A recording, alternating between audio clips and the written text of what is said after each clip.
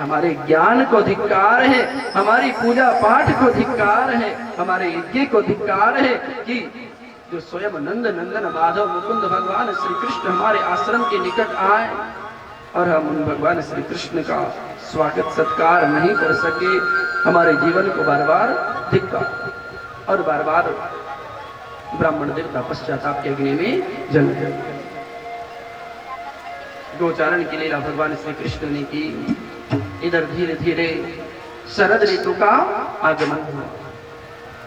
देखो भगवान ने पहली बार हेमंत में मुरली को बजाया संध्या काल के समय में।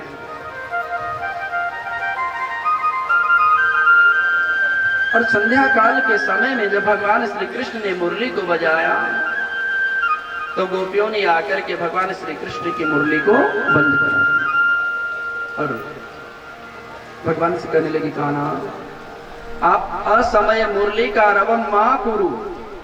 भगवान कृष्ण ने कहा क्यों? कहा कान्हा आप असमय जब मुरली बजाते हो, संध्या काल के समय जब मुरली को बजाते हो, उस समय हमारा गृह कार्य का समय रहता है, हमारे भोजन बनाने का समय रहता है। इसलिए जब आप भोजन बनाते हो तो हमारा मन, जब आप मुरली बजाते हो तो हमारा मन भोजन में नहीं लगता, और जब हम भोजन में लेट हो जाती हैं तो हमारी सास माँ हमें बहुत डांटती है। कहा ना असमय मुरली का रवम मां कुरु। और जैसे ही गोपियों ने मना किया, भगवान श्री कृष्ण ने अपनी मुरली को बंद कर दिया। शरद ऋतु का आगमन हुआ और भगवान श्री कृष्ण के मन में पुनः बंसी को बजाने का भाव जागृत हुआ। भगवान श्री कृष्ण ने विचार किया, पिछली बार जब मैंने संध्या काल को बंसी को बजाया तो ब्रजमंडल की गोपियों ने आकर के मुझे रोक दिया। अब की बार भगवान श्री कृष्ण ने रात्रि के प्रथम प्रहर को व्यतीत किया। रात्रि का प्रथम प्रहर व्यतीत हो गया। एक दिन में कितने प्रहर होते हैं? कितने प्रहर होती है? 4 प्रहर होती है। 4 प्रहर दिन की और 4 प्रहर रात्रि की होती है। 8 प्रहर का एक दिन रात होता। रात्रि का प्रथम प्रहर व्यतीत हुआ। भगवान श्री कृष्ण अपने पर्यंक से, पलंग से उठे, अपनी मुरली को लिया और बंसी बट पर चले गए। और देखो यहां से श्रीमद् भागवत की रासलीला प्रारंभ। अब रासलीला को सुनने के कुछ नियम है। जिस ग्रंथ को आज हम बैठ कर के जिसका दर्शन कर रहे हैं, ये कोई साधारण ग्रंथ नहीं है। श्रीमद् भागवत साक्षात भगवान श्री कृष्ण है। श्रीमद् भागवताख्योयम प्रत्यक्ष कृष्ण एव ही। जब भगवान श्री कृष्ण धराधाम को छोड़कर के जाने लगे तो उद्धव जी ने भगवान से प्रश्न किया, हे गोविंद, आप पृथ्वी को छोड़कर के चले जाओगे, आपके बिना एक क्षण भी मेरा मन नहीं लगता। प्रभु, जब आप इस पृथ्वी को छोड़कर के चले जाओगे तो मैं किस प्रकार अपना जीवन व्यतीत करूंगा? भगवान का, उद्धव, ना तो मैं कहीं जाता हूं और ना मैं कहीं से आता हूं। ऋषि नारद ने पूछा था भगवान से, गोविंद आप कहाँ रहते हो? भगवान आप कहाँ रहते हो? तो देखो भगवान ने बड़ा सुंदर उत्तर दिया, नारद, नाहं वसामि वैकुंठे योगिनां हृदयेन च यत्र गायन्ति मद्भक्ता तत्र तिष्ठामि नारद।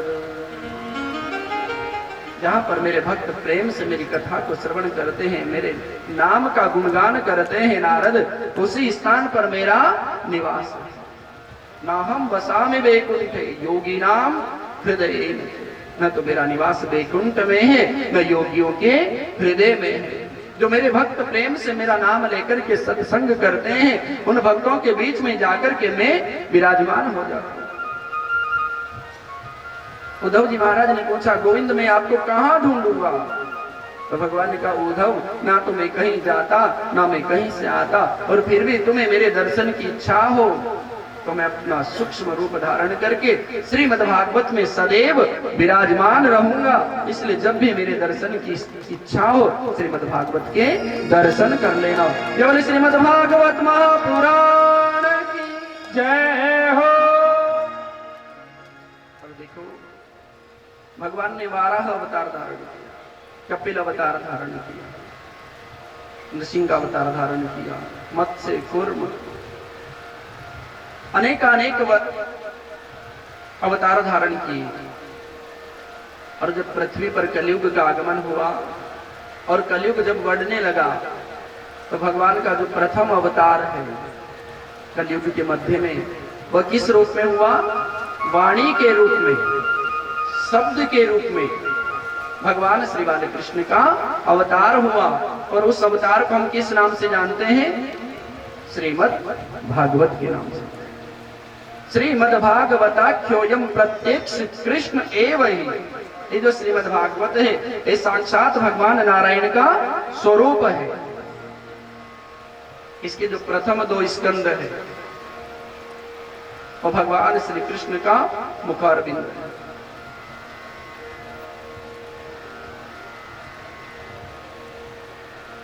तृतीय चतुर्थ स्कंद हृदय स्कंद, पंचम स्कंद उदर है, षष्ठ स्कंद कटी प्रदेश, सप्तम अष्टम स्कंद जानु प्रदेश, एकादश और द्वादश स्कंद जो है भगवान की चरण है। लेकिन बीच में जो 10वां स्कंद रहा, ये 10वां स्कंद भगवान नारायण का हृदय है। और इस 10वें स्कंद के जो 5 अध्याय जिन्हें हम रास पंचाध्याय के नाम से जानते हैं, ये 5 अध्याय भगवान श्री कृष्ण के प्राण हैं, पंच प्राण। प्रत्येक जीव के अंदर 5 प्राणों का निवास है, जिन्हें प्राण, अपान, व्यान, उदान और समान। जब तक ये 5 प्राण इस देह में निवास करते हैं, ये देह गति करता है। और जैसे ही ये 5 प्राण इस देह को छोड़कर के चले जाते हैं, वैसे ही इस शरीर की गति स्थिर हो जाती है, ये मृत्यु को प्राप्त हो जाता है। तो आइए रास के प्रसंग में प्रवेश करें, लेकिन उसके पहले कुछ नियम है। रास को हम सुने, क्योंकि रास की लीला जितनी सरल दिखाई देती है उतनी ही क्लिष्ट है। ब्रिज के नंद लाला राधा जी के सांवरिया, सब दुख दूर हुए जब तेरा नाम लिया। ब्रिज के नंद लाला राधा जी के सांवरिया, सब दुख दूर हुए जब तेरा नाम लिया। दुख तो दूर होंगे, लेकिन कब होंगे? जब नाम लेंगे, जब तेरा नाम लिया। तो देखो स्वामी श्री हरिदास जी महाराज हुए गोस्वामी, उन्होंने रास की लीला को का वर्णन किया, लेकिन रास की लीला को सुनने से पहले कुछ नियम बनाए। व्यक्ति को रास की लीला कब समझ में आएगी? जब उसके हृदय में इन 7 बातों का निवास होगा, इन 7 बातों का जब ज्ञान होगा। तो देखो स्वामी हरिदास जी क्या कह रहे हैं? प्रथम सुमेरी भागवत भक्त भगवत बानी, द्वितीय आराध्य भक्ति व्यास नव भांति बखानी। प्रथम सुमेरी भागवत। देखो रास की लीला को सुनने से पहले पहला नियम क्या है? प्रथम सुमेरी भागवत। पहले भागवत का स्मरण करो। अब भागवत क्या है? जानते हो भागवत क्या है? बोलो जय श्री कृष्ण। जय श्री कृष्ण। भागवत क्या है? कोई जानता है? हाथ खड़ा करके बताओ ये भागवत है।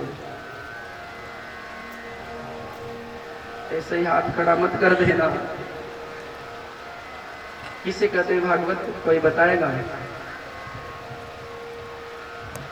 देखो पहले सुन लो फिर याद रखना। भगवत एन प्रोक्तम, यह सह भागवत। भागवत किसे कहते हैं? भगवत एन प्रोक्तम यह सह भागवतम, जो ज्ञान भगवान नारायण ने ब्रह्मा जी को दिया। ब्रह्मा जी ने जो ज्ञान देवऋषि नारद को दिया, देवऋषि नारद ने जो ज्ञान महर्षि वेदव्यास को दिया, और महर्षि वेदव्यास ने जो ज्ञान श्री सुखदेव जी महाराज को दिया, और श्री सुखदेव जी महाराज ने जो ज्ञान राजऋषि परीक्षित को प्रदान किया, उस ज्ञान को हम किस नाम से जानते हैं? भागवत के नाम से। वो ज्ञान क्या है? 4 श्लोक है। अहमेवासमेवाग्रे नान्ये यद सत सत परम। अहमेवासमेवाग्रे, ब्रह्मा जी ने जब सृष्टि का निर्माण प्रारंभ किया, भगवान नारायण के नाभि कमल से ब्रह्मा प्रकट हो गए। ब्रह्मा जी महाराज ने देखा चारों तरफ जल ही जल दिखाई देता है। ब्रह्मा जी ने विचार किया, मैं कौन हूं, कहां से आया, किससे मेरा जन्म हुआ। ब्रह्मा जी महाराज ने कमल लाल में प्रवेश किया। अंदर भी जल दिखाई देता है, बाहर भी जल दिखाई देता है। ब्रह्मा जी व्याकुल हो गए। उसी समय आकाशवाणी हुई, तपह, ब्रह्मा तप करो। ब्रह्मा जी ने तप किया और भगवान नारायण के दर्शन हुए। ब्रह्मा जी ने हाथ जोड़ करके कहा, प्रभु मेरे लिए क्या आज्ञा है? भगवान नारायण ने कहा, ब्रह्मा जाकर के सृष्टि का निर्माण करो। ब्रह्मा जी ने कहा, प्रभु हे भगवान, मैं सृष्टि का निर्माण करूं, लेकिन सृष्टि के निर्माण से कहीं मेरे हृदय के अंदर अभिमान प्रकट हो गया तो भगवान ने कहा, ब्रह्मा मैं तुम्हें जो ज्ञान देता हूं, उस ज्ञान को सदैव अपने हृदय में स्थायी रखना, जीवन में कभी अभिमान प्रकट नहीं होगा। तो देखो भगवान क्या ज्ञान दे रहे हैं। अहमेवासमेवाग्रे नान्ये यद सत सत परम, पश्चादहं यदेतेज यो वसिष्यत्सोऽस्म्यहम्। इस संसार में सबसे पहले मैं हूं, और इस संसार में सबसे बाद भी मैं ही रहूंगा। न मेरे पहले कोई था और न मेरे बाद कोई रहेगा। पहला श्लोक। दूसरा श्लोक श्रवण कराया। रीते अर्थम यत् प्रतीयेत न प्रतीयेत चात्मनि, तद्विद्यादात्मनो माया यथा भासो यथा तमः। इस संसार का नियम क्या है?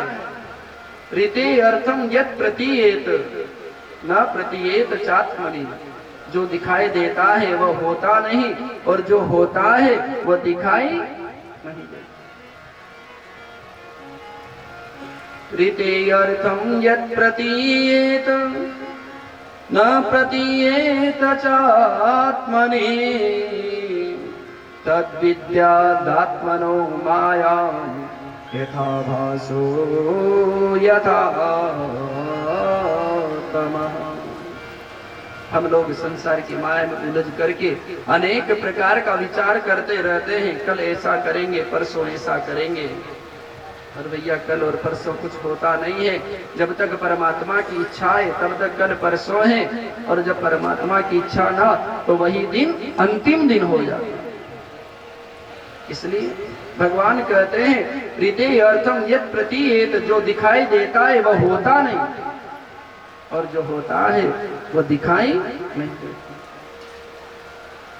यथा महान्ति भूतानि भूतेषु च वचेष्वनो, प्रविष्टानि प्रविष्टानि तथा तेषु न तेष्वहम्। एतावदेव जिज्ञास्यं तत्त्वजिज्ञासुनात्मनः,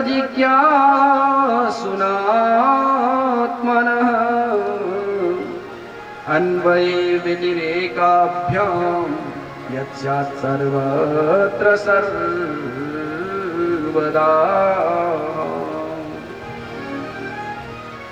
यथा महांति भूतानि, पृथ्वी के प्रत्येक कण में मेरा निवास है। बड़े से बड़ा पर्वत मैं हूं और सूक्ष्म से सूक्ष्म कण में मेरा निवास है। यथा महांति भूतानि। और एतावदेव जिज्ञास्यम्, व्यक्ति के अंदर जिज्ञासा का भाव जागृत हो जाता है। और कभी कभी हम जानना चाहते हैं कि भगवान कौन है, हे भगवान कहाँ रहता है, हे भगवान कैसा है, हे भगवान है भी सही या नहीं है। इसे हम क्या बोलते हैं? जिज्ञासा बोलते हैं। जानने की इच्छा प्रकट हो जाती है कभी सुन सुन करके। आपके सामने श्रीधाम वृंदावन का बड़ा सुंदर वर्णन किया तो मन में बैठे बैठे वृंदावन का भाव जागृत होगा। वृंदावन ऐसा है, जरा एक बार चल करके देखना चाहिए। जिज्ञासा का भाव प्रकट हो गया तो व्यक्ति के अंदर जो जिज्ञासा का भाव है वो जिज्ञासा मैं हूं, जानने की इच्छा जो प्रकट हो जाए।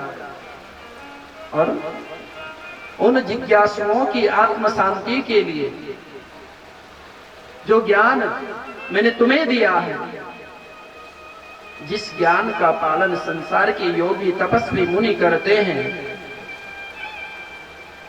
ये ज्ञान उन जिज्ञासुओं के अंतर मन में प्रकट होकर के उनकी जिज्ञासा को शांत करता है। सो जानहु जेहि देहु जनाई, जानत तुम्हें है। गोस्वामी तुलसीदास जी ने लिखा, हम भगवान को पाना चाहते हैं, ऐसा हमारा भाव है। हम भगवान के दर्शन करना चाहते हैं। हे गोविंद, ऐसी कृपा करना हमें जीवन में एक बार आपके दर्शन हो जाए। लेकिन हमारे चाहने से कुछ नहीं होगा जब तक वो परमात्मा नहीं चाहेगा। देखो, हमने इतना बड़ा आयोजन तो कर लिया, हम कथा सुना रहे हैं, आप कथा सुन रहे, लेकिन परमात्मा की जितनी कृपा होगी